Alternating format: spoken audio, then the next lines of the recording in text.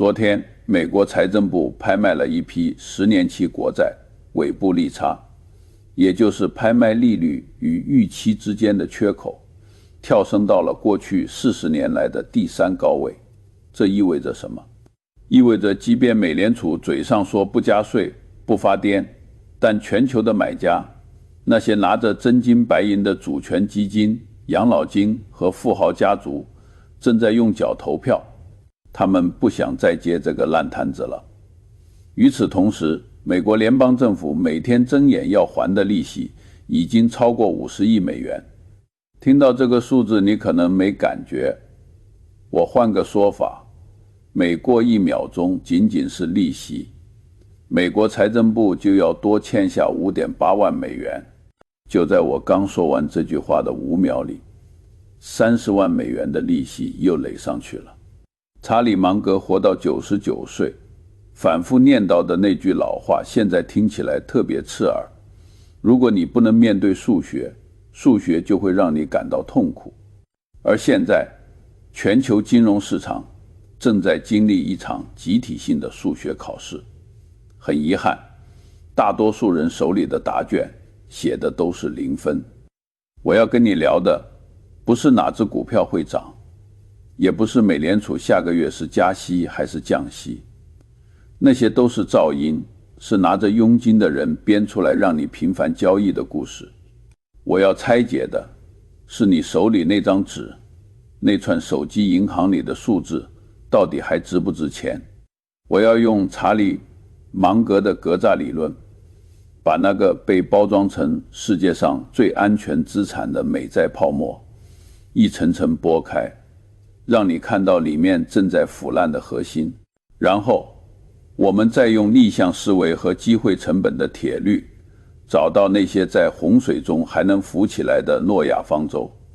如果你不想被这场席卷全球的购买力贬值浪潮无声无息地吞没，最好打起精神，接下来的每1分钟都可能颠覆你对财富的理解。先来看一个最简单的数学题。2026年5月底，美国联邦债务总额突破了42万亿美元。这个数字大到让人麻木，但它的利息不大可能让你麻木。年利息支出已经历史性的撞破了 1.2 万亿美元的关口。1.2 万亿是什么概念？它已经超过了美国联邦政府每年在国防、医疗保险以外的几乎所有单项预算支出。也就是说，美国辛辛苦苦收上来的企业所得税、个人所得税，有超过1/4直接被债主拿走了，连个水响都听不到。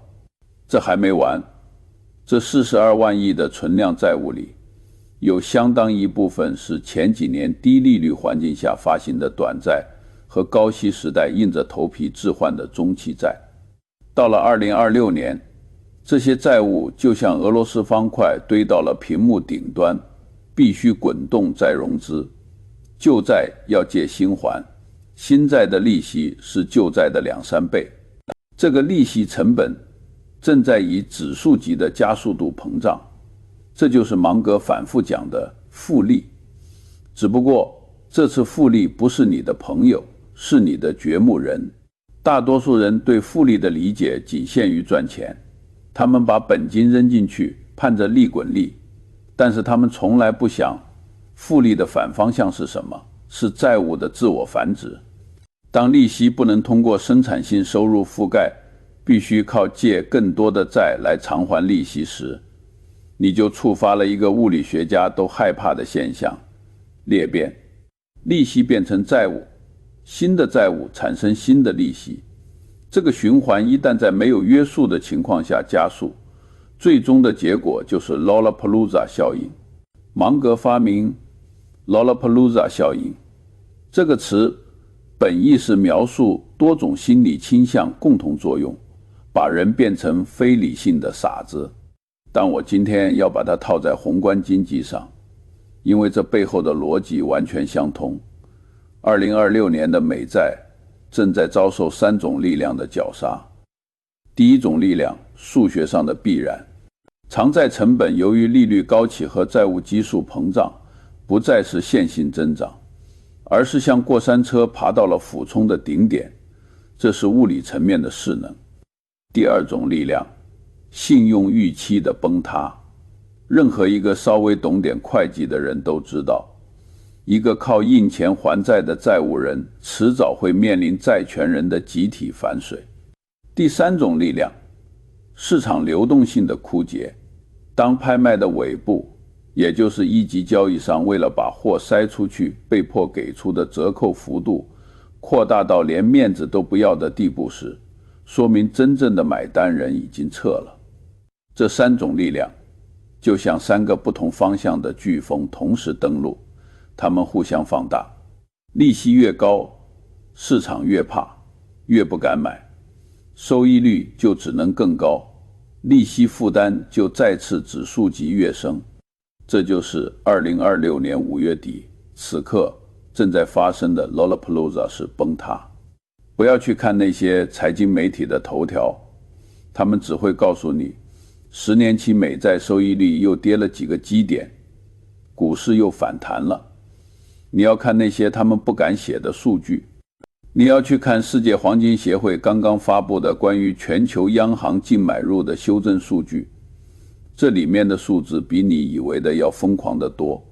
你要去看离岸金融中心最近几个月注册的实物资产信托数量，你会发现全世界的聪明钱早就在进行一场静悄悄的撤退，留在场上还在狂买纸面资产的，都是那些被现代投资组合理论洗脑的机构，那些大学捐赠基金，那些公共养老基金，他们还在死守 60% 股票 40% 债券的教条。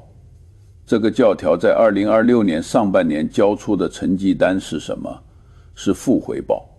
它既扛不住通胀，也扛不住股债双杀。它唯一的优点就是能让基金经理在开年会的时候有一个甩锅的理由。这种策略的本质是把鸡蛋放在两个看起来不同但其实都漏水的木桶里。你买股票买的是企业的未来现金流，这没错。你买债券买的是别人的还债承诺，是别人的信用。在2026年，当你把全副身家压在别人的信用上时，你就必须回答一个问题：这个借钱的人还有没有能力，有没有意愿还你钱？美国政府现在的做法是在用一种隐性的违约方式来赖账。他不直接说我不还了，他通过印钞和维持实际利率为负，让你的本金在未来归还给你时，购买力已经蒸发了70%。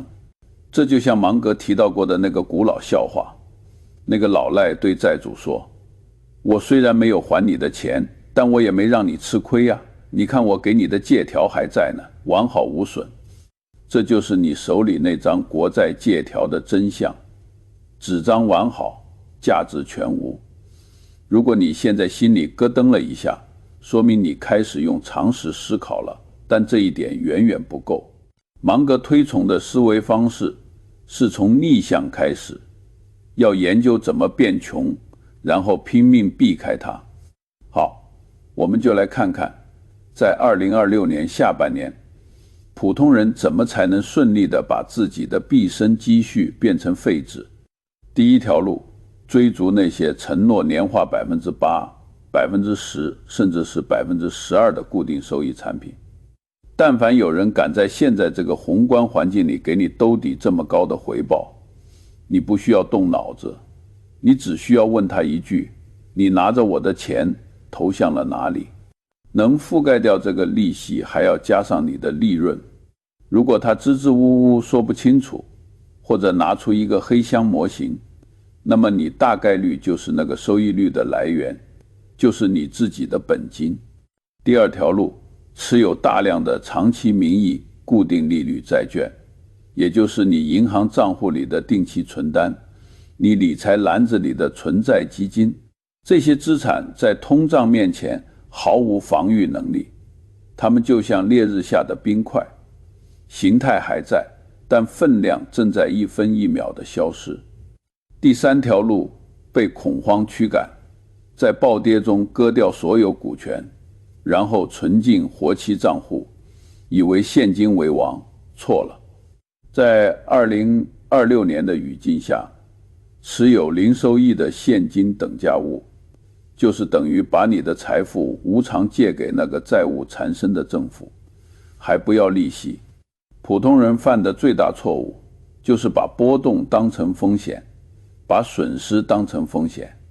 但其实真正的风险是永久性的资本损失，是你20年后发现你的钱买不起1碗米饭。这就是为什么我们必须立刻进入第3个环节，寻找那些打不垮的复利机器。芒格在持有比亚迪10几年后，在最近的1、2年里开始减持。很多人解读他是看空新能源，这简直是天大的误解。芒格之所以是芒格，是因为他从不受情绪的感染，他只计算赔率和概率。他喜欢的是那种不需要持续大规模资本投入，却能源源不断产生自由现金流的生意。早在几十年前，他和巴菲特收购喜事糖果的时候，这套哲学就已经定型了。喜事糖果不需要每年砸几十亿美元去更新厂房，它涨价靠的也不是原材料成本，而是品牌在顾客心智里的定价权。这就是我要跟你说的核心。在2026年，你寻找的资产必须是硬通货的反射，而不是别人借条的衍生。你需要有一双芒格的眼睛，透过代码、K 线和财务报表，去触摸一家公司真正的骨骼。这家公司有没有护城河？护城河不是一个比喻，它是一个非常严谨的度量。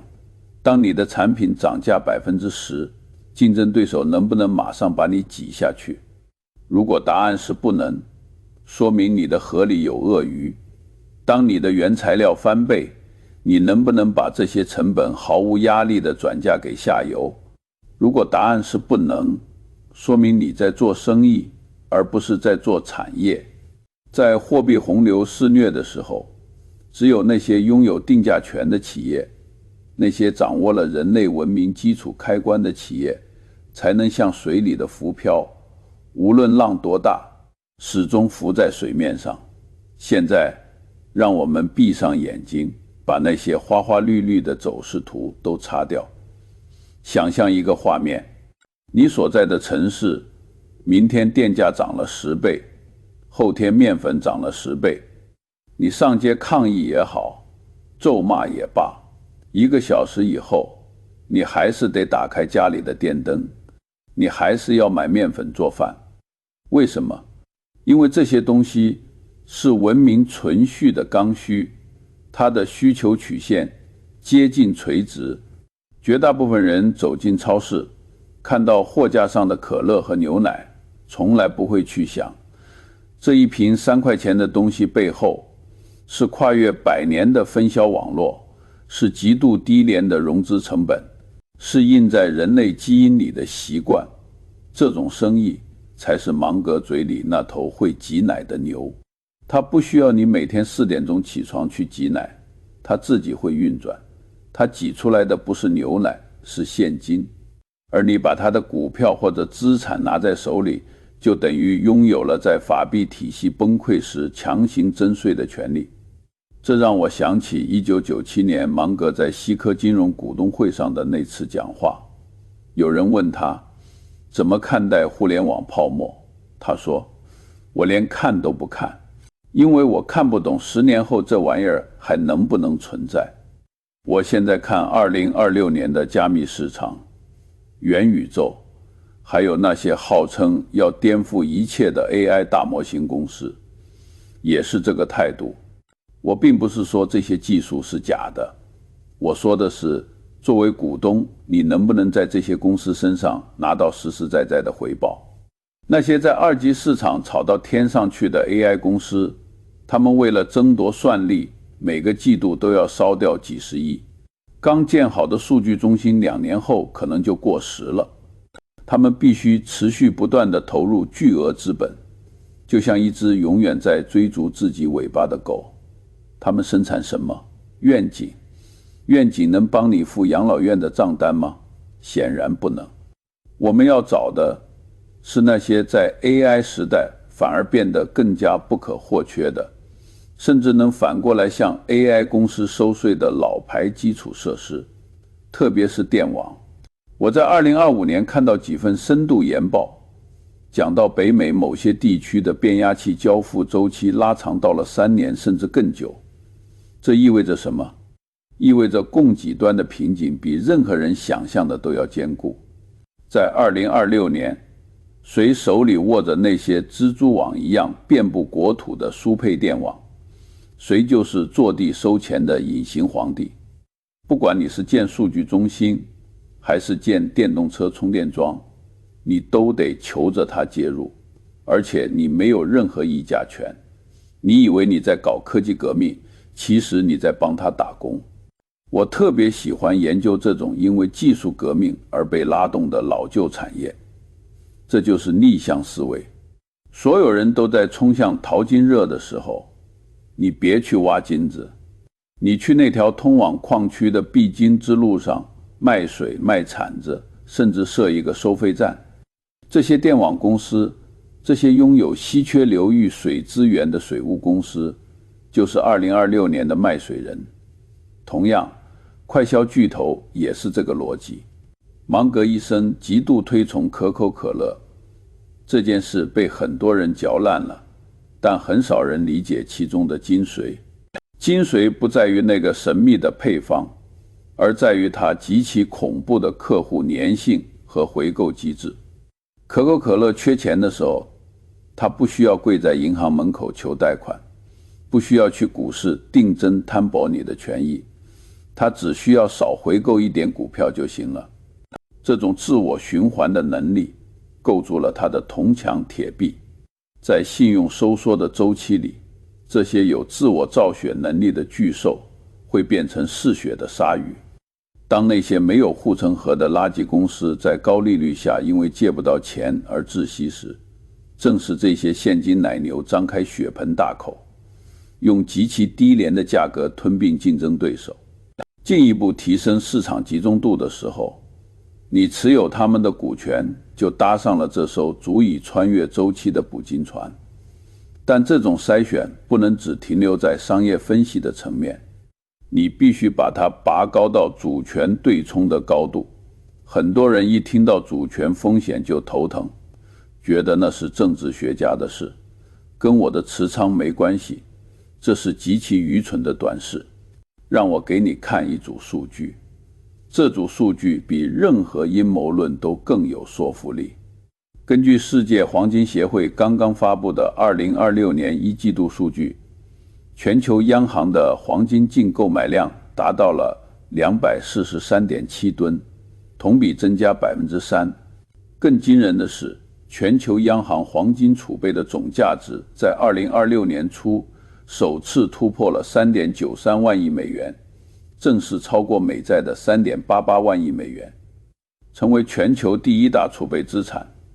这个历史性的交叉点发生得无声无息，但它比任何一场新闻发布会都更能说明问题。全世界的央行，包括那些你以为是美国盟友的国家，正在用黄金取代美债。为什么？因为黄金不需要任何人的承诺，它不产生利息，但也永远不会违约。而美债需要美国政府每年拿出1/4的税收来维持信用，而这个比例正在快速逼近1/3、1/2。这引出了一个极其沉重的逆向思维问题，也是我要求你此刻停下来认真思考的。你一生的积蓄有多少是建立在别人的债务承诺之上的？你翻一翻你的养老金账户，看看你的 401k 里默认配置的那些目标日期基金，那些混合基金，那些债券 ETF， 穿透到最底层，核心资产不就是美国国债、抵押贷款、支持证券和公司债券吗？本质上就是3张借条，政府的欠条，买房人的欠条，企业的欠条。在过去的40年里，利率从2位数一路降到0，这3张借条的价格一路飙升，大家以为自己赚的是投资的钱，其实赚的是利率下行的钱，是货币幻觉的钱。现在利率环境彻底逆转，通胀在2026年4月重新飙到了 3.8%。费城联储的调查报告显示，经济学家已经把全年 CPI 预测从 2.6% 大幅上修到了 3.5%， 短期通胀预期甚至达到了 6%。 当通胀重新抬头，信用开始动摇，利率居高不下，这3件事同时发生，你手里那3张借条就会同时贬值。这就是所有金融理论里最大的陷阱，叫做相关性幻觉。你以为分散投资就安全了，结果风一吹，所有纸面上的东西一起着火。芒格在 Daily Journal 的股东会上公开反思过他投资阿里巴巴的错误。他原话说，这是我犯过的最大的错误之一，我被他在互联网中的地位迷惑了，没有停下来意识到他本质上还是一家该死的零售商。芒格还承认自己在阿里上用了杠杆，违背了自己一辈子遵循的原则。你听清楚没有？一个活到99岁，被誉为行走的百科全书的人，依然会犯错误，但他犯完错误之后做的事情和 99% 的人不一样。他不会加仓摊平成本，不会找借口说长期看好，他直接砍掉，然后公开承认自己蠢。这就是理性。理性不是不犯错，理性是发现错了之后，能在最短时间内切断沉没成本的纠缠。芒格的检查清单系统是他几十年投资生涯中进化出来的一套免疫系统。他把人类的25种误判心理倾向列成了一张清单，每天都在对照检查自己有没有被哪一种倾向支配。这里面有几种倾向在2026年格外致命。第一种，奖励和惩罚超级反应倾向。当美联储偶尔出来放几句鸽派言论，市场立刻暴涨，你的大脑获得多巴胺奖励，于是你被训练出了一种条件反射，只要关老爷开口，我就冲进去。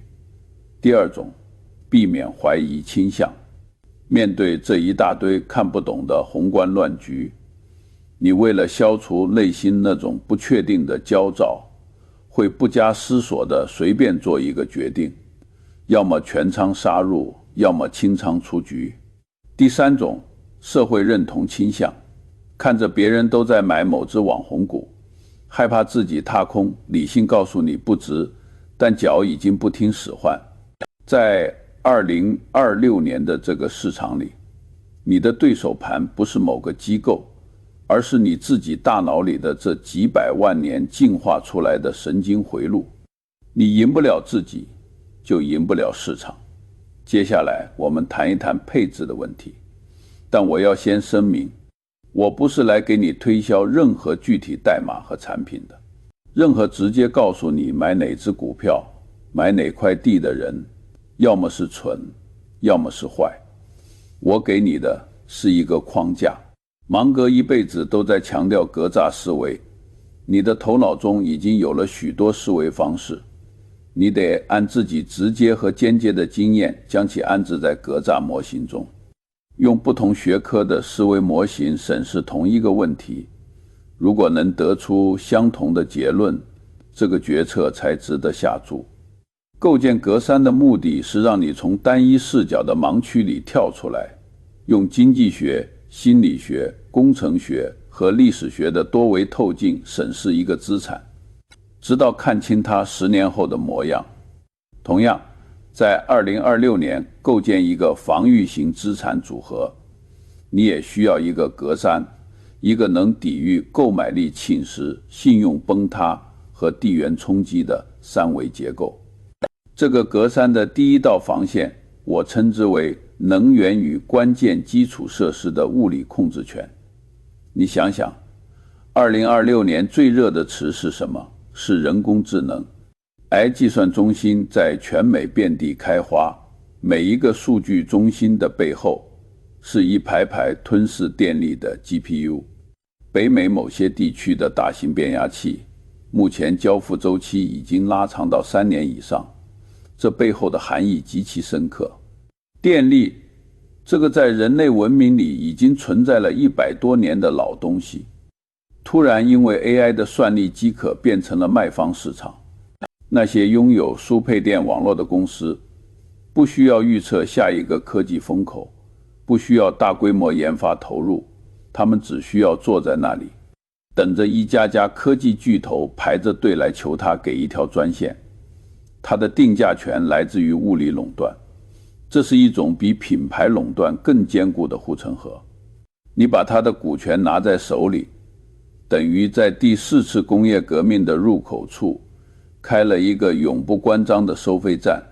第二道防线是具备制式能力的复利机器，也就是芒格嘴里的食人族企业。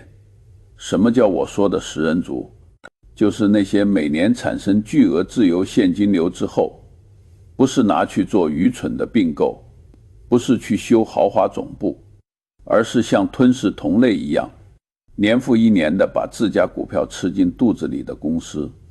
每一股被注销的股票都让你手中剩余股权的含金量上升一点点。过去10年里，美国的科技巨头和消费巨头在回购上花的钱早就超过了大多数国家的 GDP。2026年，当那些依赖债务驱动的小公司在高利率下窒息时，这些食人族正拿着账上的现金等着捡尸。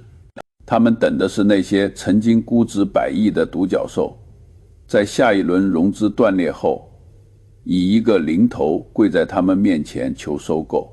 你投资的不是一家公司，而是一个生态系统里的顶级掠食者。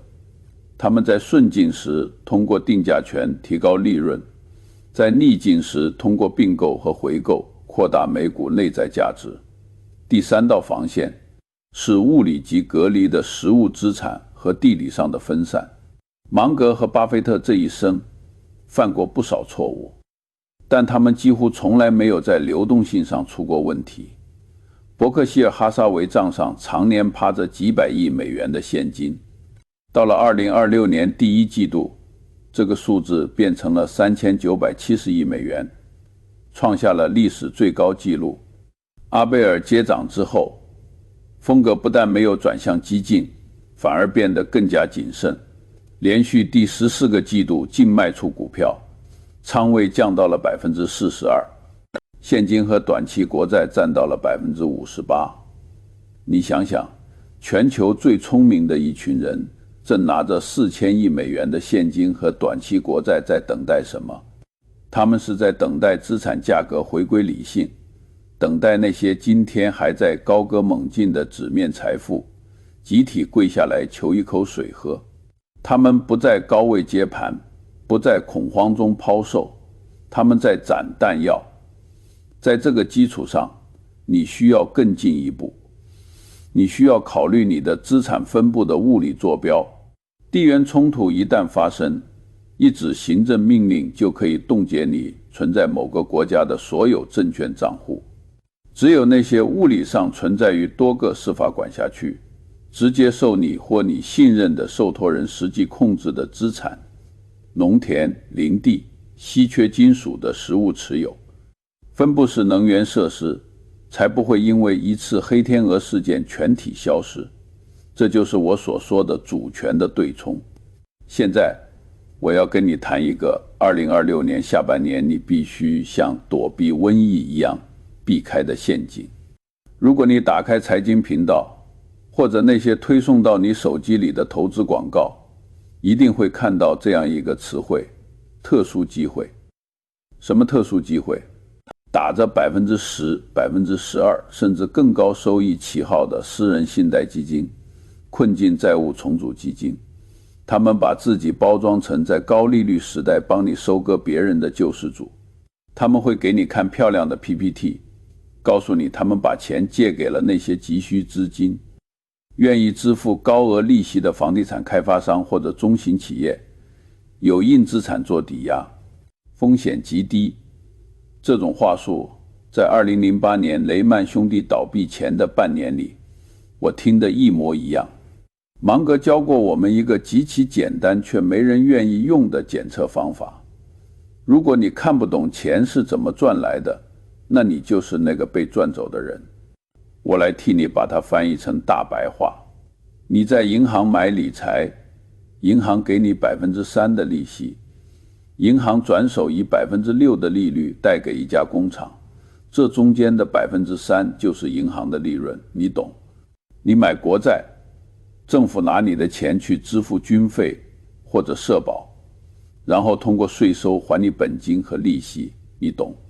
现在有一个人跑过来告诉你，他能给你稳定的 10%， 你问他，你的底层资产到底是什么？他拿出一份300页的募集说明书，里面塞满了法律术语。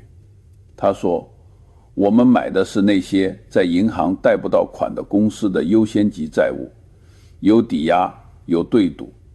你只需要停下来，用芒格最推崇的常识问自己一句：一家企业能在银行以 6% 的利率借钱，他为什么要来找你借这个 10%？ 答案只有一个，银行的风控系统，那个全世界最精明、最冷酷的放贷机器已经把它拒绝了。银行认为这笔贷款收不回来，你此刻投进去的钱就是在接银行的飞刀。你以为你买的是高收益，其实你买的是别人甩出来的坏账风险。在2026年这个利息高企、经济增速放缓的大背景下，企业违约率正在悄悄攀升。很多在2021年趁着零利率借了大量廉价债务的僵尸企业，如今面临再融资，旧债到期，新债利息是过去的3倍，他们的经营现金流连利息都盖不住。这些特殊机会基金本质上是在垃圾堆里翻食物，而那个向你兜售产品的人，他可不会在垃圾堆里挨饿。他在卖给你入场券的那一刻，就已经提前拿走了属于他的 2% 管理费和 20% 业绩提成。你的钱亏了，他旱涝保收。这就是芒格为什么极度厌恶那些收费高昂、模型黑箱的金融机构。他说过，华尔街的基金经理们总体上是一群无法为你创造超额收益，却要从中抽取巨额手续费的人。在2026年，这个警告需要放大100倍。同样的道理也适用于那些突然冒出来的告诉你可以在通胀中暴富的大宗商品杠杆 ETF， 还有各种号称能对冲尾部风险的复杂期权策略。普通散户进入这些领域，就像拿着水果刀冲进了职业雇佣兵的战场。你以为自己在做投资，其实你在给专业的量化基金送钱。芒格一辈子只用了几个简单的决策，就创造了伯克希尔几千亿美元的市值。他靠的是什么？不是复杂的衍生品公式，不是高频交易。他说过，投资并不简单，认为它简单的人都是傻瓜。你要做的不是把问题搞复杂，而是用极其苛刻的标准，只去跨越那些1英尺高的栏杆。当一个机会被包装得过于完美，当那个向你推销它的人开着一辆你买不起的豪车，你就应该立刻启动你的逆向思维。这么好的事，他自己为什么不抵押房子贷款去干？凭什么轮到你？避开了这些蜜糖陷阱，我们才能谈传承。到了我这个年纪，看过太多人起高楼，也看过太多人楼塌了。芒格在99年的生涯里，经历过大萧条、二战、滞胀、互联网泡沫、次贷危机。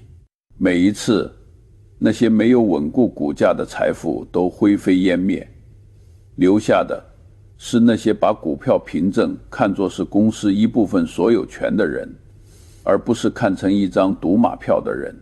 你今天在屏幕上看着这些数字上蹿下跳，你觉得那是你的财富，但我必须戳破这个幻觉。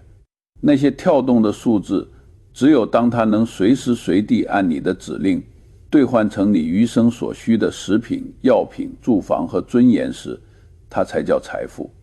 否则，它只是交易所服务器里的一串代码，是别人可以随时修改规则的游戏积分。守住你的财富，在2026年意味着你必须彻底抛弃对法币体系无脑信任的惯性。这种惯性是从你出生那天就被灌输的。你从小被教育要存钱，要把钱存在银行里，要相信国家背书，但在一个债务复利吞噬一切的周期里，单纯的储蓄就是一场慢性自杀。你必须把你的思维切换到实物生产模式，你要像资本家一样去审视每一块钱。这块钱投下去，是变成了拖拉机在耕地，还是变成了华盛顿某个部门里的一顿工作午餐？是变成了向整座城市供水的管道，还是变成了某个永远不会完工的基建项目的债务？只有前者才配得上被称为资产。芒格在他生前最后一次接受深度访谈时，记者问他，如果只能给年轻人一个建议，你会说什么？他几乎没怎么犹豫，就说了2个字：理性。保持理性，不要嫉妒，不要怨恨，不要自怜。嫉妒是因为别人赚了快钱，而你手里那些枯燥乏味的公用事业股、消费股趴着不动。这时你最容易做的事情，就是卖掉手里的黄金，去追别人的烟花。但烟花炸完以后，夜空还是夜空，你连照明的蜡烛都没了。在2026年下半年的市场里，一定会有无数的烟花、AI 概念的第二波、元宇宙的死灰复燃、某个地缘冲突带来的军工股脉冲。如果你追逐他们，你就破坏了你的格栅。理性告诉你，任何一只股票的长期回报本质上都不可能长时间远超它的净资产收益率。如果一家公司只能赚取 5% 的资本回报，你却指望它的股价每年涨 20%， 那你是在指望有一个更大的傻瓜来接盘。这就是芒格说的，走到一个地方，如果不知道牌桌上谁是傻瓜，那你就是那个傻瓜。我们正在经历一个100年未见的货币体系重构期，美元信用在摇晃。这并不是说它明天就崩溃，而是那个锚已经开始松动。全球贸易结算里，非美元货币和大宗商品直接挂钩的份额正在以肉眼可见的速度上升。金砖国家在本币互换和实物黄金结算上走得越来越远。这不是耸人听闻的阴谋论。你去看国际清算银行每3年一次的外汇交易调查报告，去看各国央行黄金储备的曲线图，那根线条陡峭的让人不安。在这个背景下，你需要的是一套硬资产为核心、现金流为血液、地理分散为外壳的防御体系。这个体系不追求跑赢那些加了10倍的杠杆的赌徒，它追求的是当你老了，当世界已经面目全非，你依然可以安然地坐在屋檐下喝着茶，看着书，不需要为下个月的生活费而被迫在最低点卖出你的资产。最后，我想告诉你一件我观察了一辈子的事：财富从来没有固定的主人，它就像水一样，总是从认知低的地方流向认知高的地方，从不耐烦的人手里流向有耐心的人手里。你赚到的每一分钱都是你对这个世界认知的变现，你亏掉的每一分钱都是你的认知缺陷在为你买单。芒格和巴菲特用了一生来建立他们的格栅，他们的多元思维模型，他们从不停止阅读，从不停下思考。他们最大的护城河不是哪一只股票，而是他们那个无坚不摧、不受任何情绪干扰的头脑。在2026年这个噪音震耳欲聋的时刻，你能给自己和你的家人最好的礼物，就是重新夺回你的注意力。不要被推送的新闻吸走，不要被盘面的红绿绑架。关上电脑，拿起一本历史书，去研究一下1923年的德国，去研究一下1997年的韩国。读完之后，你会发现太阳底下没有新鲜事，人性永远在贪婪和恐惧之间摆荡，而那些能够跳出摆荡，站在岸边安静观察的人，就是最后的赢家。格栅研究社的存在，不是为了带你追逐下一个涨停板，也不是为了预测美联储下个月的决议，那些事情交给那些拿佣金的人去编故事吧。我们在这里是为了在一场席卷全球的认知风暴中，帮你打下属于你自己的第一根木桩，然后一根接一根建立起那个任它风吹浪打，我自岿然不动的避风港。订阅这个频道，如果你认同理性才是这个时代最后的奢侈品，如果你不想自己的积蓄在别人的承诺里被无声蒸发，那么请按下那个按钮。